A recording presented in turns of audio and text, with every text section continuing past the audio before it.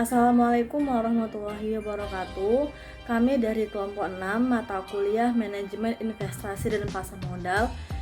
Di sini kami akan menjelaskan materi tentang Self-Regulatory Organization yang materinya KSEI atau Kustodian Sentral Efek Indonesia. Nah, kelompok 6 terdiri dari 2 orang, yaitu saya, Desiree Sansitika, dan rekan saya, Novia Rahmawati. Nah, materi yang pertama yaitu fungsi LPP dalam perdagangan efek. LPP sendiri adalah pihak yang menyelenggarakan kegiatan kustodian sentral bagi bank kustodian, perusahaan efek, dan pihak lain. Saat ini, PT Kustodian Sentral Efek Indonesia atau KSEI merupakan pihak yang telah mendapatkan izin sebagai LPP untuk menjalankan fungsi penyimpanan dan penyelesaian efek di pasar modal Indonesia. Materi selanjutnya, kustodian sentral. Kustodian adalah pihak yang memberikan jasa.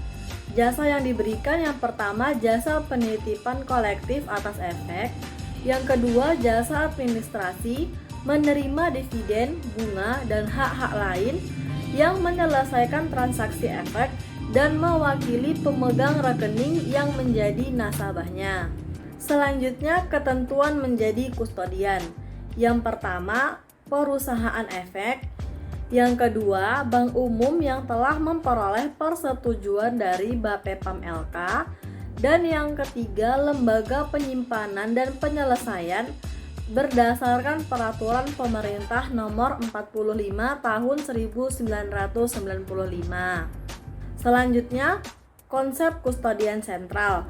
Nah, di sini terdapat 2 bagian. Yang pertama, sistem kustodian sentral yang mengacu kepada konsep penitipan kolektif dalam UU-PM nomor 8 tahun 1995. Nah, yang kedua, konsep penitipan kolektif. Penitipan efek yang dimiliki bersama oleh lebih dari satu pihak yang kepentingannya diwakili oleh KSEI atau perusahaan efek dan bank kustodian. Yang kedua, efek dicatat dalam DPS emiten atas nama KSEI untuk kepentingan pemegang rekening KSEI. Materi selanjutnya, fungsi dan peran KSEI. Fungsi KSEI adalah menyediakan jasa kustodian sentral dan penyelesaian transaksi yang teratur, wajar, dan efisien terdapat pada pasal 14 ayat 2 UU-PM. Nah, peran KSEI sendiri ada 2. Yang pertama, penyimpanan efek tanpa warkat, dan yang kedua, penyelesaian transaksi efek. Materi selanjutnya, pemegang saham KSEI. Layanan jasa KSEI meliputi administrasi rekening efek, penyimpanan efek, penyelesaian transaksi efek, distribusi hasil corporate action, dan jasa-jasa terkait lain seperti post-trade processing dan penyedia laporan-laporan jasa kustodian sentral. Selanjutnya, pemakai jasa KSEI. Emiten untuk aktivitas berikut: A. Pendaftaran efek.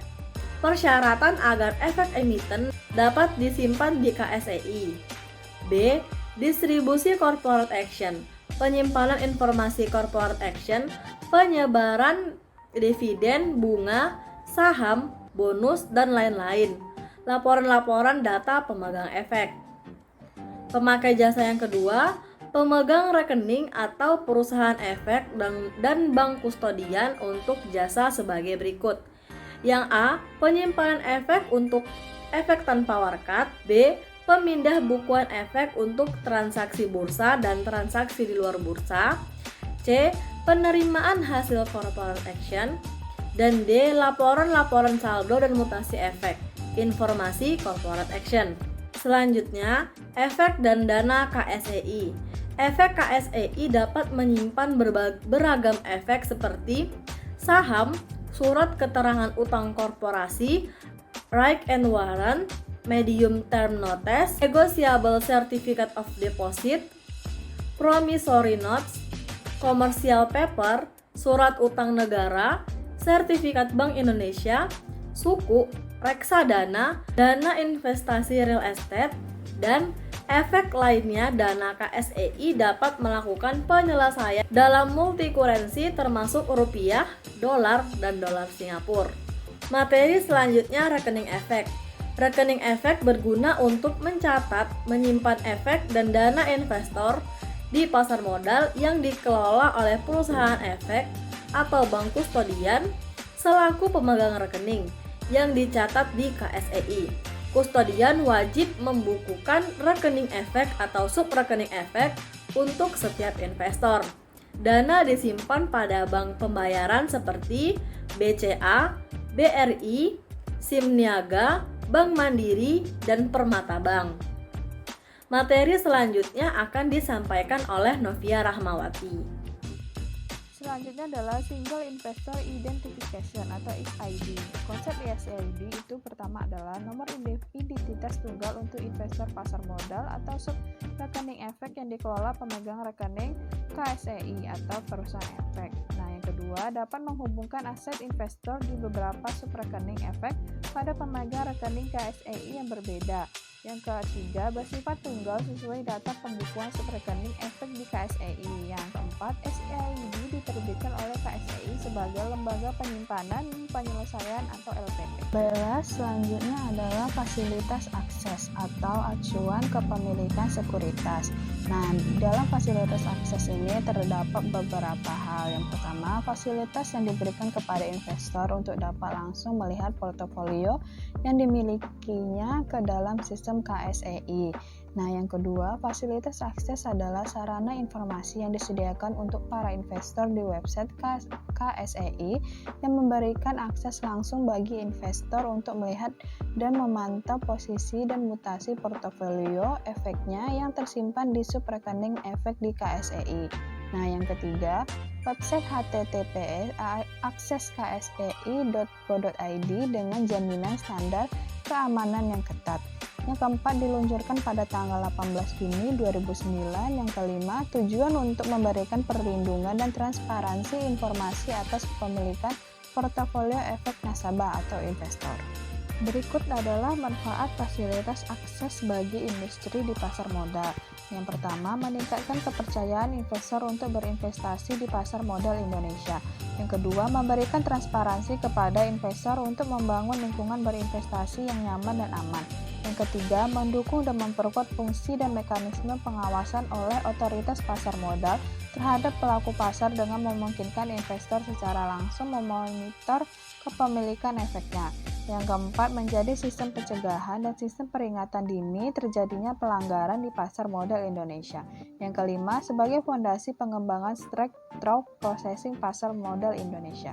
Materi selanjutnya adalah penyelesaian transaksi efek. Nah, penyelesaian transaksi efek ini ada dua hal. Yang pertama, penyelesaian transaksi bursa, yaitu pemindahan bukuan yang dilakukan untuk menyelesaikan transaksi bursa. Penyelesaian transaksi di pasar reguler dilakukan pada T+3 atau 3 hari bursa setelah transaksi dilakukan di bursa efek.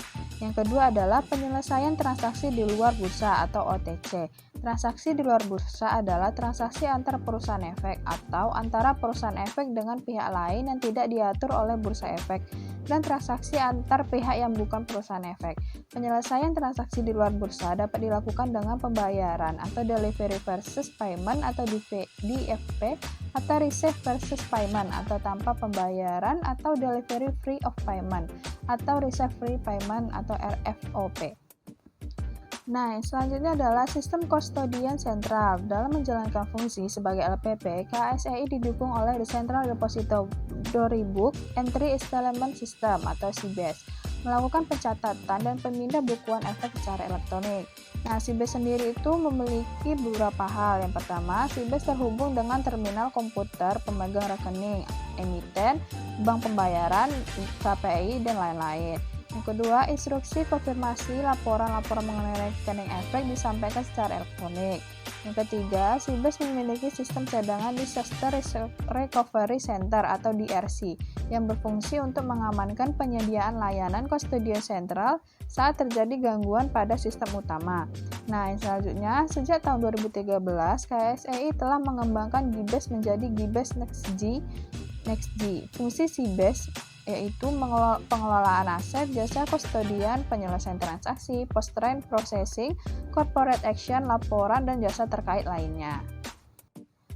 Nah, yang selanjutnya adalah corporation action. Corporation action adalah tindakan emiten yang memberikan hak kepada pemegang efek untuk memperoleh dividen, bunga, saham, bonus, HMETAD, waran, dan menghadiri RUPS atau RUPO. Nah, corporation action sendiri memiliki beberapa jenis. Yang pertama, dividen, bunga, saham bonus, waran, HMETAD, RUPS atau RUPO, merger, akuisisi, stock split, reverse stock split, dan lain-lain sebagainya.